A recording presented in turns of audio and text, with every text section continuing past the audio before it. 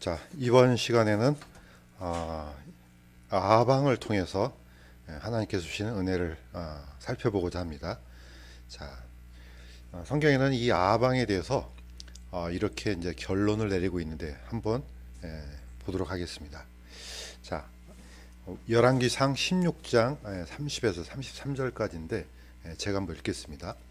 오므리의 아들 아합이 자기 이전에 있던 모든 사람보다 더 주의 눈앞에서 악을 행하였더라.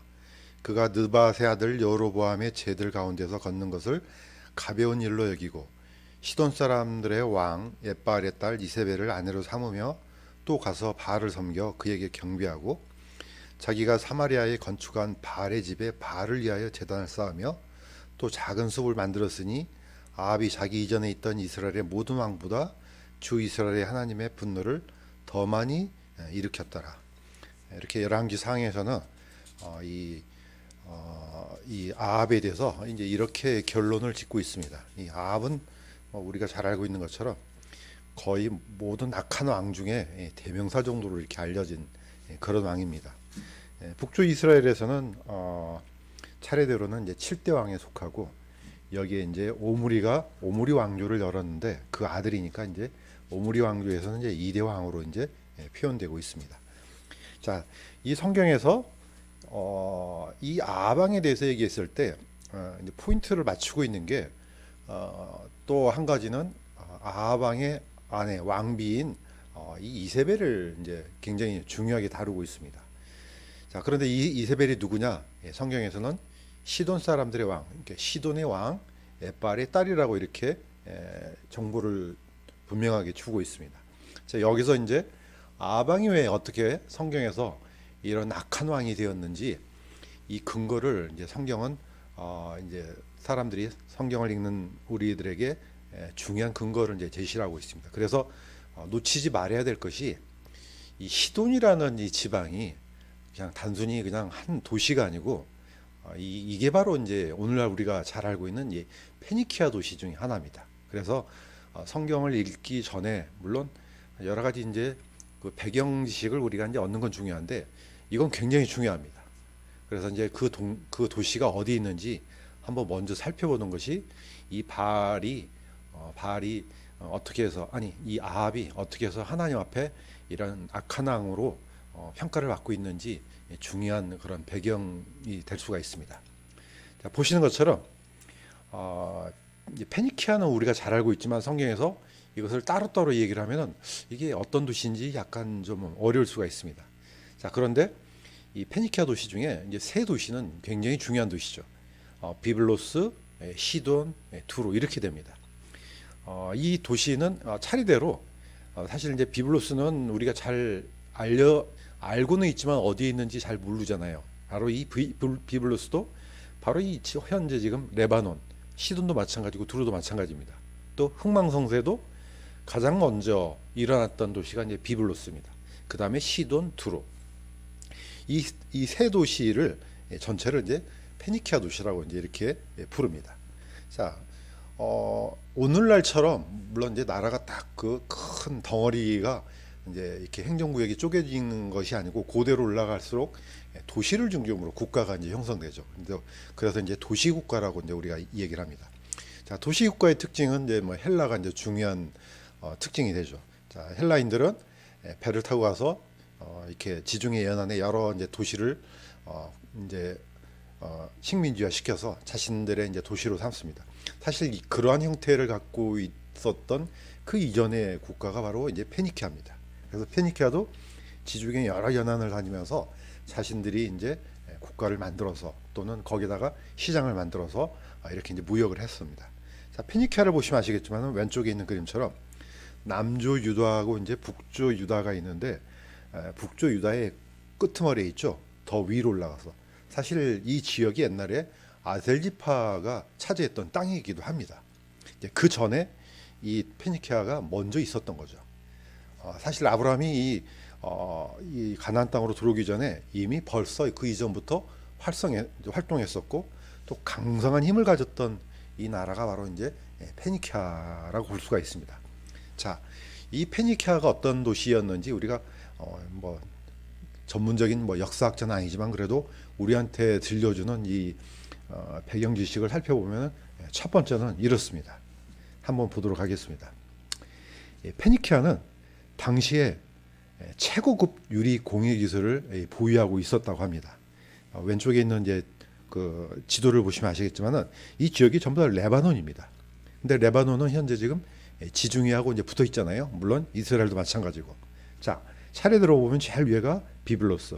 그다음에 현재 레바논의 수도인 베이루트가 있고 그 밑에 시돈이 있고 이제 두루가 있습니다.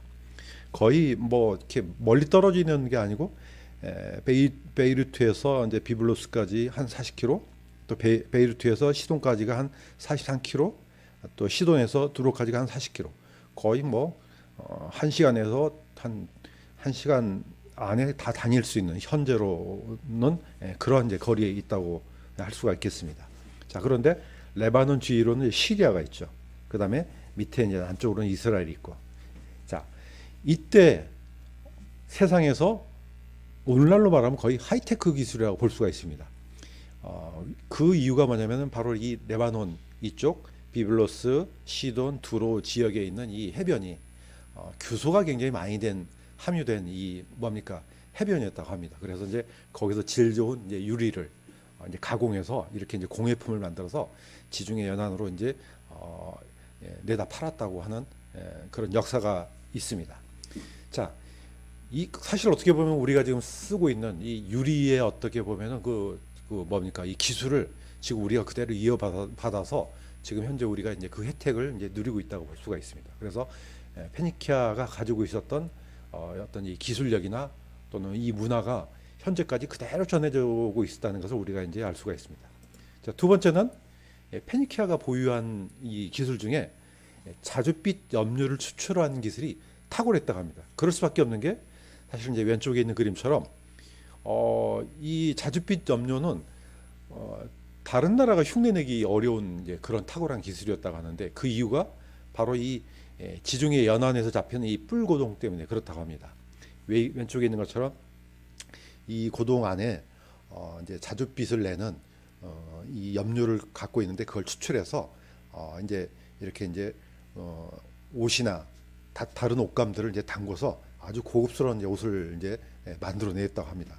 사실 이 세마포 할 때 우리가 성경에서 너무 많이 듣던 이름 아닙니까? 세마포, 고운 세마포. 바로 이 기술을 가장 많이 이 제품을 가장 많이 만들었던 나라가 사실 이집트입니다. 왜냐하면 이집트에 나는 그런 그 뭡니까 아마에서 그 줄기에서 이제 간절한 실을 뽑아서 옷을 만들었는데 그걸 더 고급스럽게 만들었던 게 바로 페니키아입니다. 그래서 이제 오른쪽 그림처럼 하얀 세마포를 이렇게 이제 자줏빛 염료에다 이제 담그잖아요. 그러면은 그때 당시로는 아주 다른 나라가 흉내낼 수 없는 그런 탁월한 이제 제품을 만들었다고 합니다. 바로 이 여기서 담그다는 단어가 바로 이게 밥티죠. 베프티즘이라는 단어가 여기서도 이제 이게 적용이 됩니다. 그래서 보통 우리가 이제 침례를 얘기를 할 때 뿌리는 것이 아니고 이제 담그잖아요. 자, 이렇게 옷감을 물에다 완전히 담그면은 자, 나중에 끄집어내면 어떻게 됩니까? 전혀 새로운 옷감으로 이제 탈바꿈하게 됩니다. 그래서 침례를 정체성의 변화라고 이제 우리가 이 얘기를 합니다.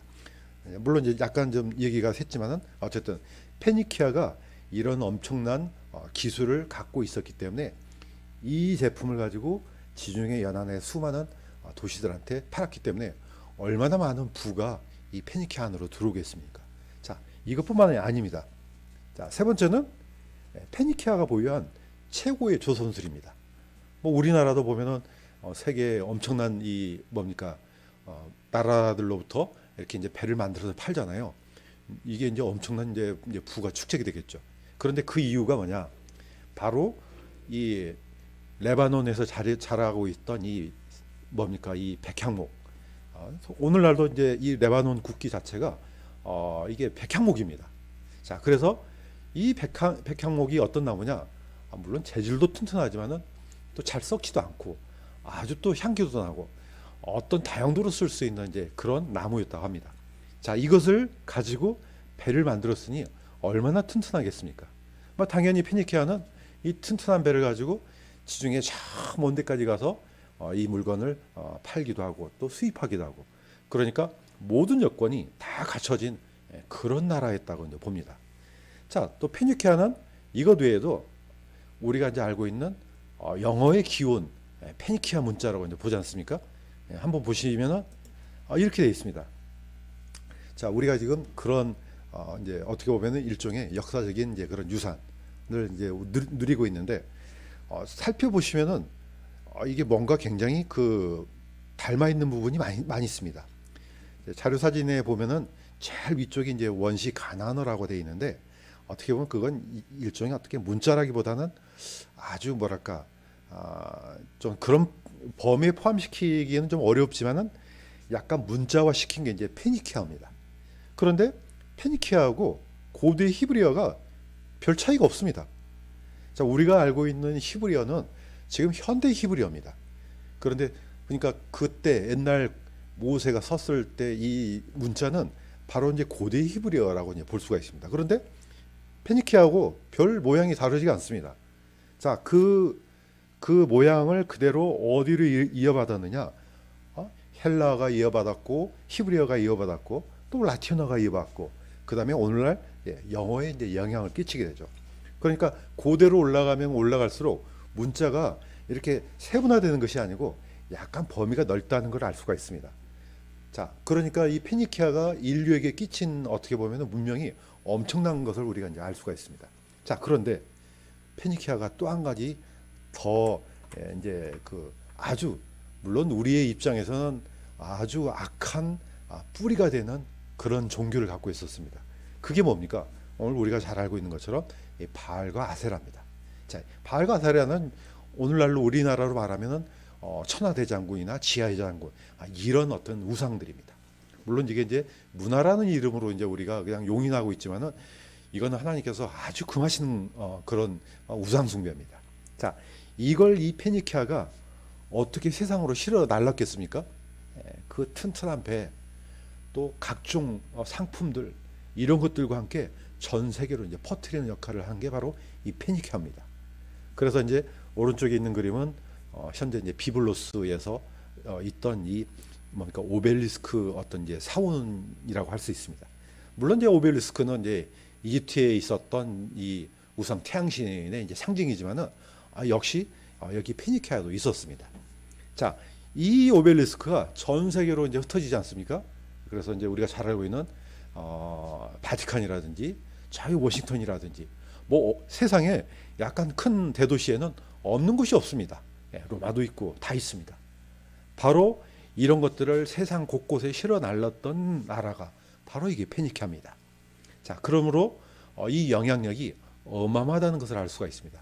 자, 우리가 한 가지 더 알고 있는 게 이제 성경에서 우리가 이제 성경 그러면 이제 이 성경이라는 바이블이 어디서 나왔는지 우리가 이제 고민하고 이제 잘 알고 있지 않습니까?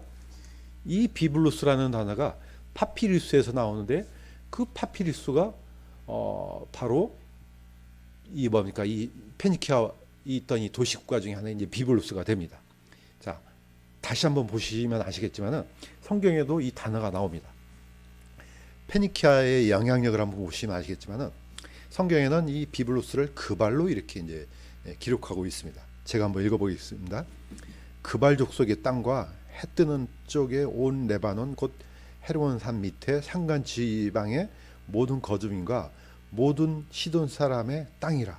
그러니까 그 지역을 이렇게 이제 성경에는 페니키아란 말을 쓰지 않지만은 도시의 이름을 들어서 그발이라든지 시돈이라는 말을 씁니다. 자, 이 나라가 또 어떤 형태의 영향을 끼쳤느냐? 이사야는 이렇게 기록이 되어 있습니다. 섬의 거주민들아, 너희는 잠잠할지어다. 바다를 넘나드는 시돈의 상인들이 너를 가득히 채웠도다. 두로는 민족들의 시장이로다. 그러니까 세계 시장을 이제 주름 잡았던 나라가 이제 페니키아라는 것을 우리가 이제 알 수가 있습니다. 자, 가까운 키프로스, 이제 성경에는 이걸 이제 기띔이라고 되어 있죠. 저 멀리 있는 스페인, 이걸 이제 다시스라고 하죠. 그러니까 지중해 전체를 휘어잡았던 이 나라가 바로 이제 페니키아입니다. 우리가 아까 이제 얘기하다가 잠시 멈췄는데 이 바이블이라는 단어, 헬라어는 이제 비블로스인데 바로 이 단어가 파피루스 왔습니다. 자, 이 페니키아가 이집트에 있었던 이 파피루스를 수입해서, 그러니까 식물이 아니죠. 바로 파피루스로 만든 종이를 수입해서 이제 내륙으로 이제 다시 또 이제 수출했던 그 집산지가 바로 비블로스라는 지역입니다. 그러니까 그 단어가 그대로 성경이라는 단어가 이제 된 것을 우리가 잘 알고 있습니다. 그러니까 거의 이 영향력으로 말하면은 어마어마한 도시였음을 이제 우리가 알 수가 있습니다. 자, 바로 아합 왕이 바로 이 시대 사람입니다. 그러면은 아합 왕이 어떤 선택을 하겠습니까? 자, 우리가 아합 왕의 이 전체 어떤 이제 인생을 살펴보기 전에 이 배경을 살펴봐야지 아합 왕이 왜 페니키아의 공주하고 결혼했는지 이해가 될 수가 있습니다. 자, 아까 읽었지만은 다시 한번 읽겠습니다. 아합이 시돈 사람들의 왕 엣발의 딸 이세벨을 아내로 삼으며 또 가서 바알을 섬겨 그에게 경배하고 또 작은 숲을 만들었으니, 사실 이게 이 성경에는 작은 숲이라 되어 있지만은 원어 헬라어에 아니 히브리어에는 이게 바로 아세라입니다. 그래서 바알과 아세라는 짝을 이룹니다. 자, 이 아합이 자기 전에 있던 이스라엘의 모든 왕보다 주 이스라엘의 하나님의 분노를 더 많이 일으켰더라. 자, 아합이 결혼했던 아내로 맞았던 이세벨은 바로 페니키아 공주라는 겁니다. 그런데 이 나라가 우리가 아까 살펴봤던 어마어마한 나라입니다. 예. 세상의 모든 이 지중해에 있던 그 도시들한테 수출하고 수입하고 엄청난 이 뭡니까 부를 축적하고, 그러니까 어떻게 보면은 결코 무시할 수 없는 나라의 뭡니까 그 공주를 자신의 아내로 삼았다는 건 뭡니까? 세상적인 관점으로 보면은 이 아합이 어떻게 보면 탁월한 정치적인 관점을 가지고 있었다는 것을 알 수가 있습니다. 그러나 성경은 그 평가가 정반대입니다. 아합과 같이 자신을 팔아 주의 눈앞에서 악을 행한 자가 아무도 없었으니 그의 아내 이세벨이 그를 부추겼더라.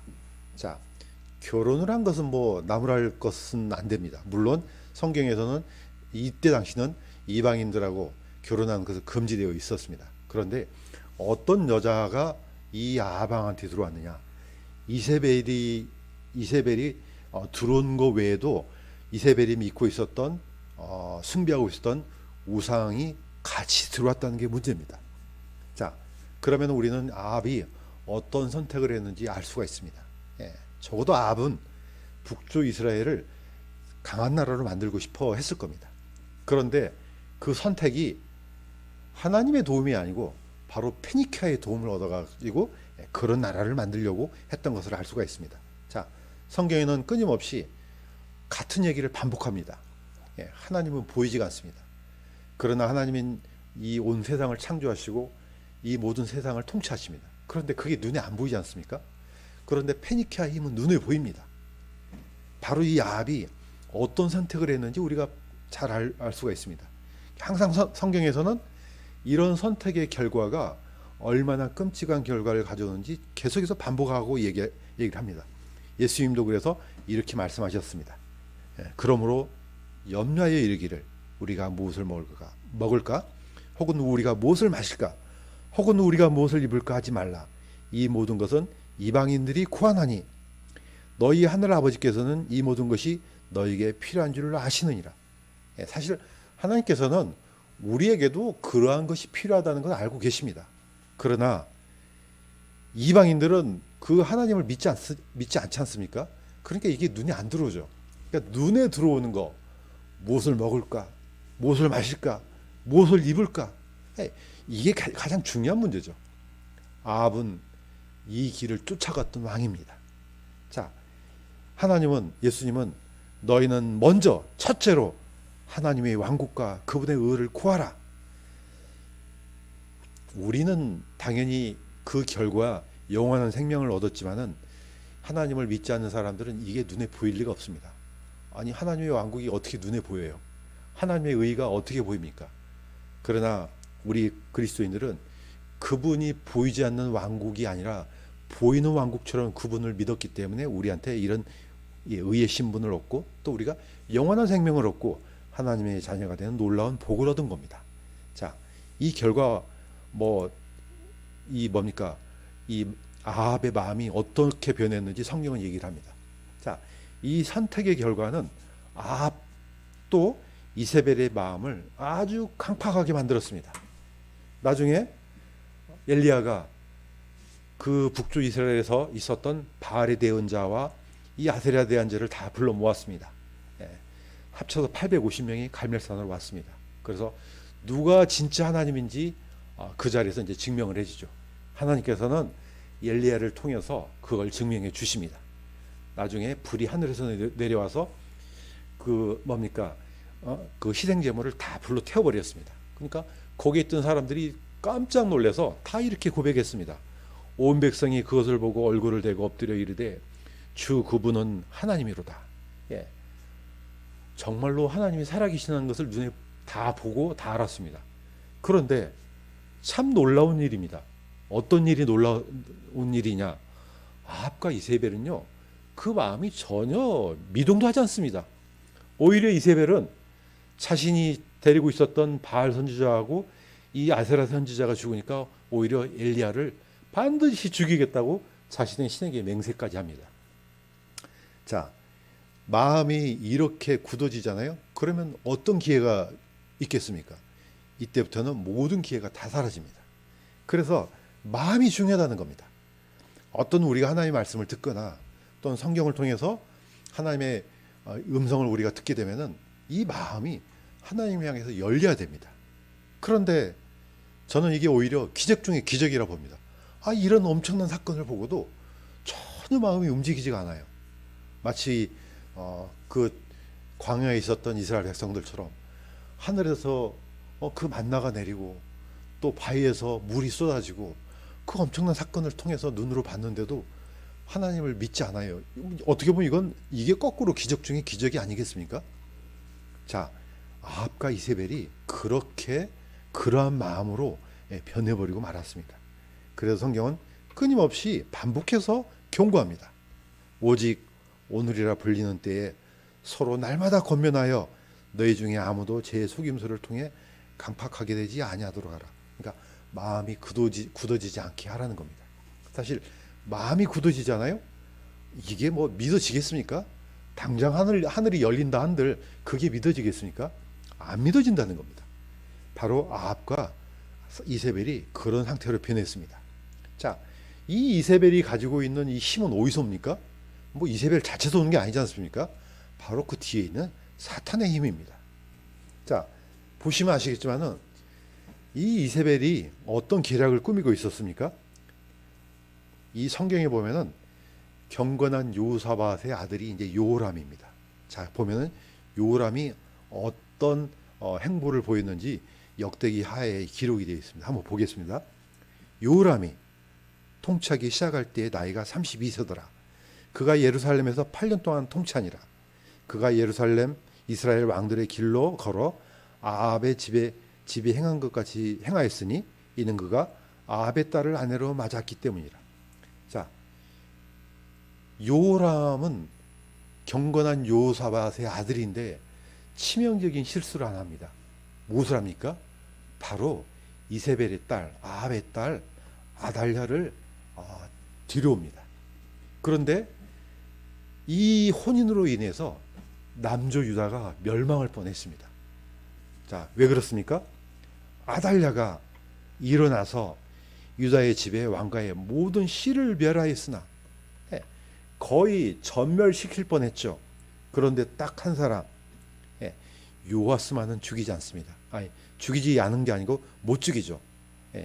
여호야다의 아내가 이 요아스를 이제 성전에서 숨기잖아요.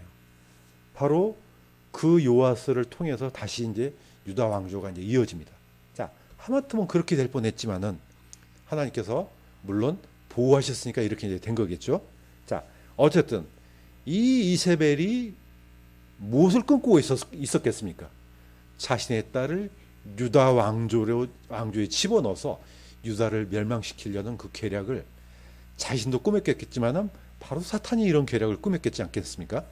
자, 끊임없이 이 사탄은 예수님, 하나님의 일을 방해하고 예수님께서 하시는 사역을 방해하고 하나님을 끊임없이 대적합니다.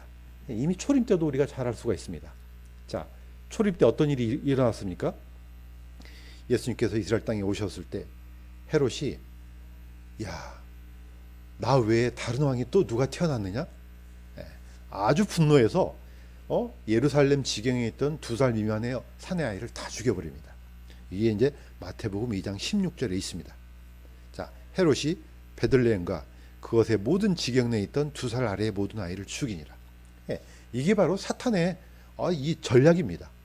끊임없이 죽이고 대적하고 방해하고 또 속이고, 바로 그 도구가 이세벨이 됐고, 또 이세벨은 누구를 등에 업습니까? 이 아방의 이 북쪽 이스라엘의 이 뭡니까? 이 위에 올라와서 이런 이제 술수를 이제 저지른 거죠. 이제 그 결과가 어떻게 됐습니까? 하나님께서 이 아합과 이세벨을 가만두지 않습니다.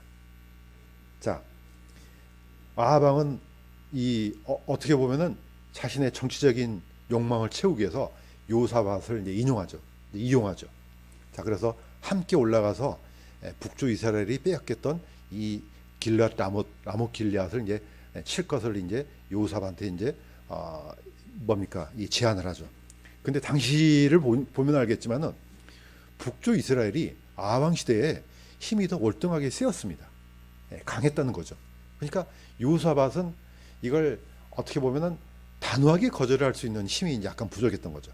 자, 역시 요사밧도 어떻게 보면은 북쪽 이스라엘의 힘이 필요했기 때문에 그의 딸을 요람 왕의 어떻게 보면은 이제 아내로 이제 맞아들였던 것 같습니다. 근데 어떻게 보면 이제 이것이 이제 아주 나라를 위태롭게 하는 이제 그런 사김이 되었습니다. 이스라엘 왕이, 자, 아합이 대언자 400명을 함께 모으고 그들에게 이르되 우리가 라못 길앗으로 싸우러 가랴 아니면 내가 상가랴. 자, 물어보겠죠. 이제 그랬더니 그 북쪽 이스라엘의 거짓 대언자들이 아이고 올라가소서, 올라가면은 반드시 하나님께서 그것을 왕의 손에 넘겨주시리다, 이렇게 합니다. 딱 한 사람만 제외하고 400명이나 되는 거짓 선지자들이 이렇게 얘기를 하니까 아방이 거기에 귀를 기울이죠. 사람들은 항상 자기가 듣고 싶어하는 얘기를 듣고자 합니다. 이거는 뭐 아방뿐만 아니고 모든 사람이 똑같습니다.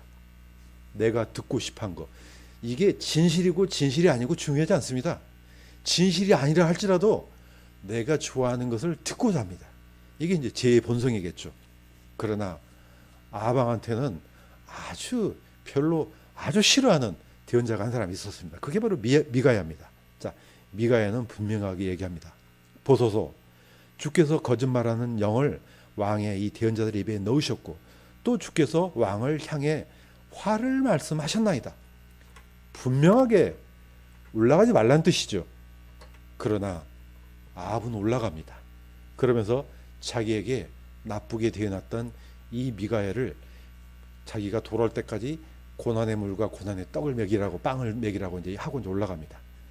그러나 미가야는 다시는 돌아오지 못한다고 얘기합니다. 만약에 살아서 돌아온다면 내가 왜 이런 얘기를 했겠습니까? 그러나 아합은 듣지 않습니다. 그런데 자, 싸우러 올라가면서도 그 미가야가 했던 말이 하영 거슬리는 겁니다. 그래서 어떻게 합니까? 혹시나 하는 마음에서 자기의 왕의 갑옷을 벗어 던지고 일반 병사처럼 위장해서 올라갑니다. 대신에 요사박은 왕은 자신의 갑옷을 입혀서 마치 이렇게 이제 세워지는 것처럼 얘기하죠. 아주 착한 사람임이 틀림이 없습니다. 자, 그런데 그렇다고 해서 이 하나님께서 말씀하신 일이 안 이루어지겠습니까? 어떤 사람이 우연히 활을 당겼는데 얼마나 이 철저하게 자신을 가렸겠습니까? 그런데 아주 조그만 틈새 사이로 화살이 날아가서 딱 박혀버립니다. 이날 아합은 죽게 됩니다. 자, 그의 아내 이세벨은 어떻게 죽습니까? 아합의 장군이었던 예후가 가서 이제 이 이세벨을 저 위에는 창문으로 내다보는 예후가 이제 오는 것을 맞이하기 위해서 이제 쳐다보고 있는데 내시를 통해서 집어던지게 합니다. 그래서 아마도 이제 그 뭡니까, 그 창의 위치가 좀 높았던 것 같아요. 떨어지자마자 산산조각 납니다. 그래서 그 산산조각 났던 이 이세벨의 사체를 개들이 다 먹어 치워버립니다. 자, 그러면서 열왕기하 9장 36절에는 이렇게 기록되어 있습니다. 이것은 주께서 자신의 종 디셉 사람 엘리야를 통해 이르신 말씀이라. 예스리엘에 속한 그 상속물 땅에서 개들이 이세벨의 살을 먹을지니라. 비참한 죽음을 맞이하죠. 자, 이것이 어떻게 보면은 역사적인 사건이지만은 사실 이게 그날로 끝나는 게 아닙니다. 자, 이 이세벨이라는 단어는 신약 성경에 한 번 더 나옵니다. 자, 한번 보겠습니다. 이것은 요한계시록에 두아디라 교회에게 주신 말씀이기도 합니다. 제가 한번 읽어보겠습니다. 두아디라에 있는 교회의 천사에게 편지를 쓰라. 내가 너를 책망할 것이 몇 가지 있으니 이는 네가 이세벨이라는 그 여자를 용납하기 때문이라. 그녀가 자기를 가리켜 여대언자라며 내 종도를 가르치고 꿰어 음행하게 하고 또 우상들에게 희생명을 바친 것들을 먹게 한도다. 내가 그녀에게 그녀의 음행을 회개할 여지를 주었으나 그녀가 회개하지 아니하였도다. 자, 역사적으로 이세벨은 죽었습니다. 그러나 영적인 이세벨은 죽지 않습니다. 계속해서 역사적으로도 끊임없이 이런 일을 반복하고 예수님께서 오실 때까지 이런 행보를 이어가는 것을 우리가 알 수가 있습니다. 자, 그런데 예수님께서는 이렇게 약속하셨습니다. 내가 너희와 두아디라에 있는 남은 자들 곧 이 교리를 가지지 아니하고 그들이 말하는 대로 사탄의 깊은 곳을 알지 아니한 모든 자들에게 말하느니 내가 어떤 다른 짐도 너에게 지우지 아니하리라. 물론 역사적으로 두아디라 교회에게 주신 약속이기도 합니다. 그러나 이 말씀은 우리에게도 그대로 적용됩니다. 자, 이세벨이 어떤 여자입니까? 바로 사탄의 영을 가져와서 이 이스라엘 안에 퍼뜨린 여자입니다. 그러면 오늘날 동일하게 이 교회 안에 하나님의 교회를 무너뜨리는 사탄의 전략은 또는 계략은 그런 활동은 끊임없이 이제 일어난다는 겁니다. 자, 예수님께서는 이렇게 말씀하십니다. 너희가 이미 가지고 있는 것을 내가 올 때까지 굳게 붙잡으라. 이기고 나의 행위를 끝까지 지키는 자에게는 내가 민족들을 다스릴 권능을 주리니 그가 철장으로 그들을 다스리며 토기장이의 그릇같이 부숴 산산조각 내리라. 뭐가 생각납니까? 예후에 의해서 산산조각 몸이 났던 이 이세벨이 기억나지 않습니까? 그처럼 예수님께서 다시 오셔서 이 적그리스도의 왕국을 산산조각 내겠다는 겁니다. 이거는 지금도 진행 중에 있고 앞으로 오시면 성취될 말씀이기도 합니다. 자, 아합의 어떻게 보면은 이 전체 인생을 살펴보았지만은 우리는 이제 정리를 하자면은 어떤 것을 선택하냐에 따라서 영원한 운명이 달라지는 겁니다. 아합은 자기 눈에 좋은 것을 선택했지만은 결국은 그것으로 인해서 자기 인생도 망가지고 그 북쪽 이스라엘도 망하게 했습니다. 엄청난 재앙을 가져왔죠. 자, 또 한 가지는 아합이 하나님의 대언자가 전했던 말을 듣지 않았습니다. 이처럼 마음이 굳어졌다는 거죠. 그래서 우리는 이 두 가지 교훈을 통해서 오늘날 우리 그리스도인들이 어떤 행로를 걸어가야 되며 어떤 마음 자세로 하나님의 말씀을 들어야 되는지 이 아하방을 통해서 배울 수가 있는 겁니다. 자, 물론 아하방을 통해서 성경에서 말하는 배울 점은 하나도 없습니다. 그러나 그를 거꾸로 생각하면은 우리가 어떤 지혜로운 선택을 해야 될지 분명한 답이 나옵니다. 그래서 오늘 같이 이 말씀을 나눴던 우리 교회 성도들은 다 하나님께서 주신 이 분별력을 가지고 올바른 하나님께서 기뻐하시는 길로 가기를 주님의 이름으로 간구드립니다.